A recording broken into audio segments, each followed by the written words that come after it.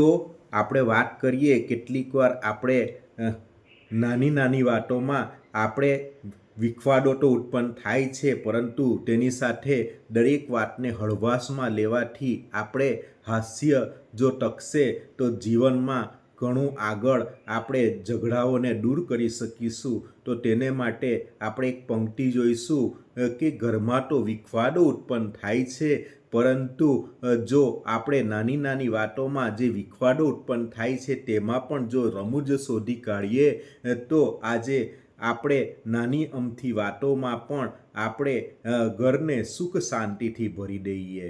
તો તેને માટે એક ઉદાહરણ જોઈશું. એક પતિ એની પત્ની પર ચિલ્લાતો હતો અને ખીજવાતો હતો કે તું ટિફિન જલ્દીથી તૈયાર કરતી નથી, અને પત્ની ટિફિન તૈયાર કરવા જતી હતી અને ત્યારે જ જે રસોડામાં દૂધ હતું તે ઉકળાતું હતું, અને દૂધ ઉકળતું જોઈને પતિ ધીરે ધીરે રસોડામાં ગયો અને દૂધ સાફ કરવા માંડ્યો અને ગેસને બંધ કરવા માંડ્યો. અને જ્યારે તે દૂધને સાફ કરવા જતાં એ લપસી પડ્યો, અને લપસી પડતાં એણે પત્નીએ જોઈ લીધું અને ધીરે ધીરે પતિનો જે ગુસ્સો હતો તે તો જતો રહ્યો, પરંતુ પત્નીના સ્મિતને સાથે એ પણ ખૂબ જ હસવા લાગ્યો, અને એને પણ પસ્તાવો થયો કે મારી પત્નીને મેં શા માટે આટલું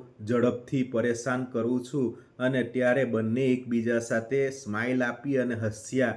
અને આમ એકબીજાની સાથે જો આ રીતે ઘરમાં વિખવાદોની સાથે પણ આપણે જો નમ્રતા અને હાસ્યને લઈએ ને તો આપણું જીવન ખુશીઓથી ભરાઈ જાય છે.